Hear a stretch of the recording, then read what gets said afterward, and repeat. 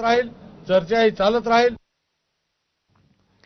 आणि यानंतर एक अतिशय महत्त्वाची आणि मोठी बातमी. भारत आणि युरोपीय महासंघ यांच्यातील ऐतिहासिक मुक्त व्यापार करार आज प्रत्यक्षात आला.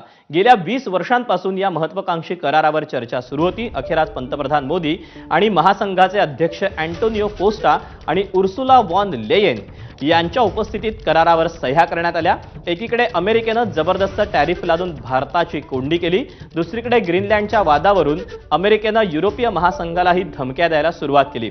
अमेरिका आणि चीन यांच्या कोंडीतून मुक्त होत युरोपीय महासंघ आणि भारतानं एकमेकांशी करार करत नवा प्रगतीचा मार्ग निर्माण केला. या कराराचा भारताला मोठा लाभ होईल असं सांगितलं जात आहे. भारतीय उत्पादनांना युरोपची विस्तृत बाजारपेठ भारतासाठी खुली होईल. तसंच 90% जास्त वस्तूंवरील आयात शुल्क कमी किंवा रद्द करण्यात आलेलं आहे.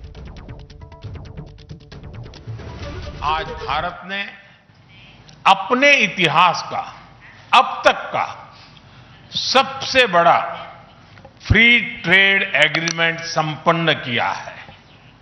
आज 27 तारीख है. ये सुखद संयोग है कि आज ही के दिन यूरोपियन यूनियन के 27 देशों के साथ भारत ये एफटीए कर रहा है.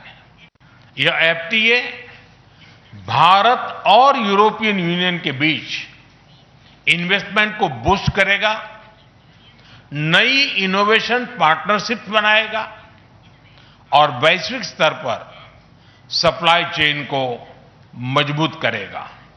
यानी यह सिर्फ ट्रेड एग्रीमेंट नहीं है, यह साझा समृद्धि का नया ब्लूप्रिंट है.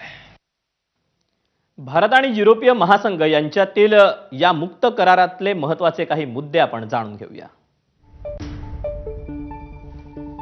युरोपीय महासंघातून भारतात येणाऱ्या 90%हून अधिक वस्तूंवरील आयात शुल्क हे घटलेलं आहे किंवा काही वर्ष रद्दही करण्यात आलेलं आहे.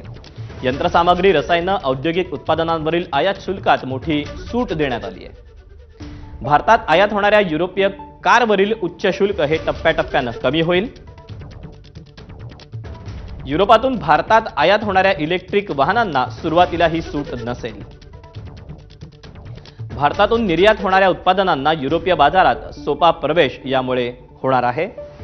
भारतीय कापड, चामड्याच्या वस्तू, औषधं, रसायनं, इलेक्ट्रॉनिक्स उत्पादनांना युरोपीय बाजारात मार्ग सोपा होईल.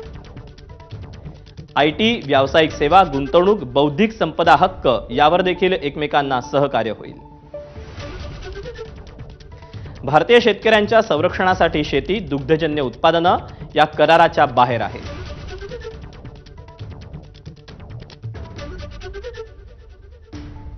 भारत आणि युरोपियन युनियनच्या व्यापार करारामुळे अमेरिका मात्र संतापलेली आहे. अमेरिकेचे अर्थमंत्री स्कॉट बेसेंट यांनी युरोपियन युनियनवर हल्लाबोल केला. आम्ही भारतावर वाढीव टॅरिफ लावले, मात्र युरोपियन युनियन भारताशी व्यापार करार करतोय.